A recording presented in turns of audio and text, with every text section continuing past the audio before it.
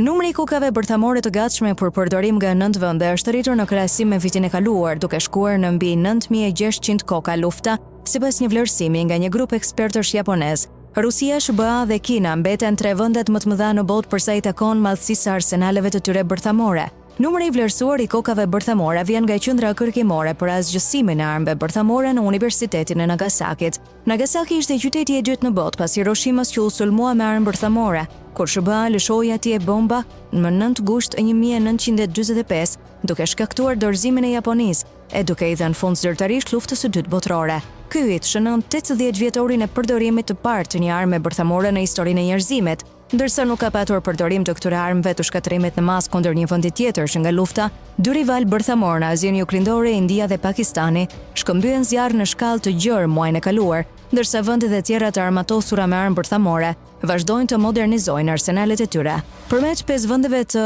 përmendura më herët, Franca, Mbretëria e Bashkuar Izraeli, që janë aleat të SBA-s, dhe Koreja e Veriut janë konfirmuar ose besohet se zotrojnë armë bërthamore. Sipas qendrës, numri i kokave bërthamore të dislokueshme, ato të gatshme për përdorim të menjëhershëm apo të ruajtura për vendosje të mundshme, është rritur me 32 nga viti i kaluar, duke shkuar në 9615, rritur me 3 arsenalet më të mëdha bërthamore të dislokueshme. Rusia ka 4310 koka luftarake, një rënje prej 0.8% nga 2018, ndërsa SBA zotron 3700, një rënje prej 2.6%.